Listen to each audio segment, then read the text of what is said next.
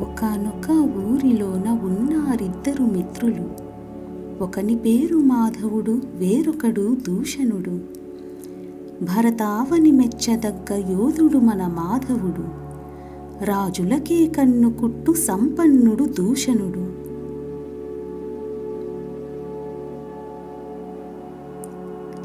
ఆపదలో ఉన్న వారి నాదుకునెటే ఎరుగునొకడు. సంపదంత పోగెయ్యగ దాచుకునెటే నేర్చెనొకడు.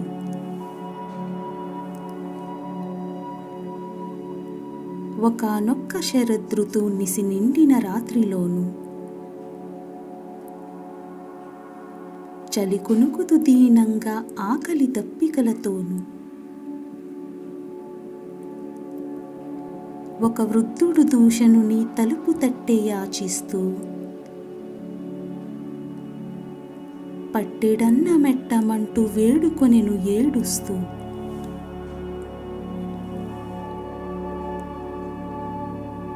చీపొమ్మంటూ తరిమెను ద్వేషంతో ఆ వృద్ధుని. చీదరించుకుంటూ తాను చెప్పినాడు వెళ్ళమని.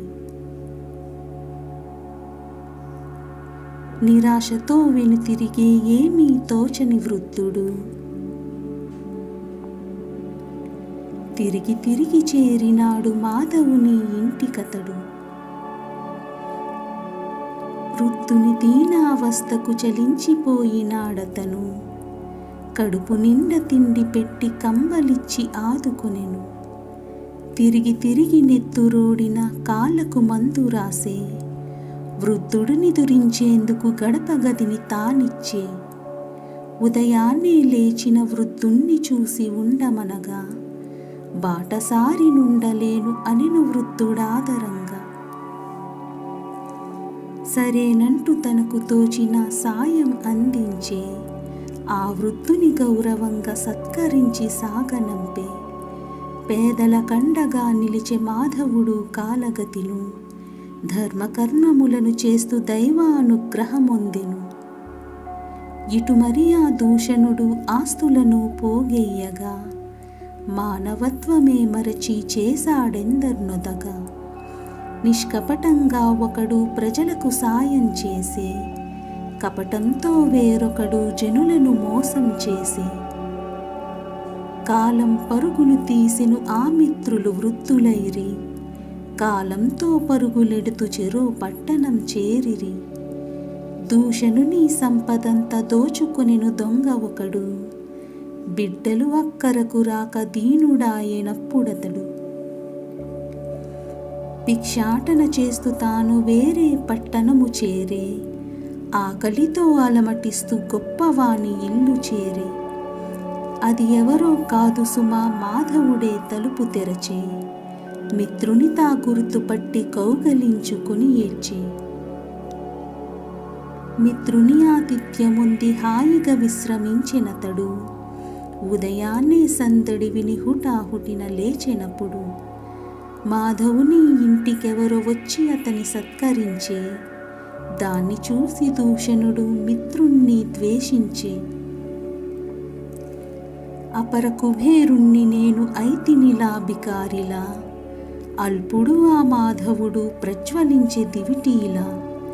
ఏదేమైనా నా ఈ ఓటమి నేనోర్వలేను. ఇప్పటికింకా నీ సత్కారం చూడలేను అంటూ తను మాధవునికి చెప్పకుండా నిష్క్రమించే.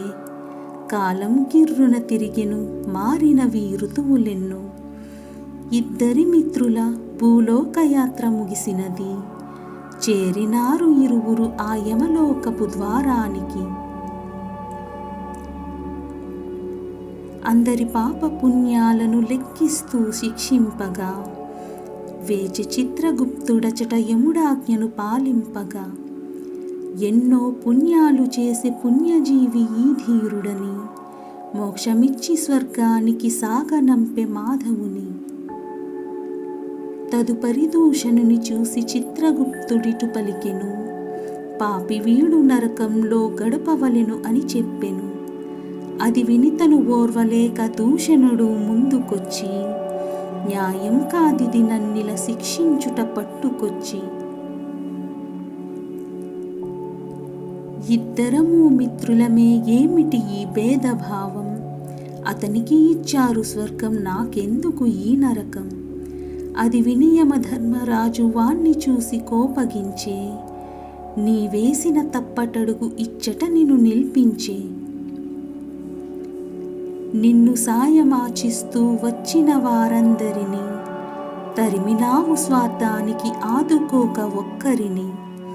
నువ్వు చేసిన కర్మఫలము భూలోకమునే దక్కును, స్వార్థంతో నీ బిడ్డలు నిన్ను చీదరించుకొనెను. అంత్యంలో దీనుడవై భిక్షాటన చేసినప్పుడు ఆదరించి నా మిత్రుని ప్రగతి చూసి ఓర్వలేదు. పాపాలను పెంచుకుంటూ నరకం నువ్వు చేరినావు, పుణ్యాలతో పునీతుడై స్వర్గం తను పొందినాడు.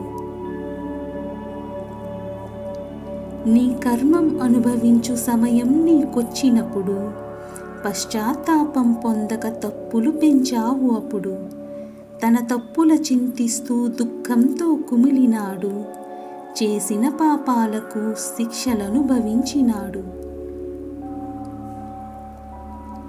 ఈ కథను కథలాగా తీసుకోకు ఏ మాత్రం, పాటించు జీవితంలో ధర్మ మార్గమీ మాత్రం. తెలుసుకోవోయి నరుడా నీ జీవిత విలువలను, భూమిపైనే అనుభవించి తీరాలి కర్మఫలను. తప్పులను తెలుసుకొని సరిదిద్దుతూ పొందు సుఖం, కాదంటే నీ కర్మం అనుభవించు ఆ నరకం.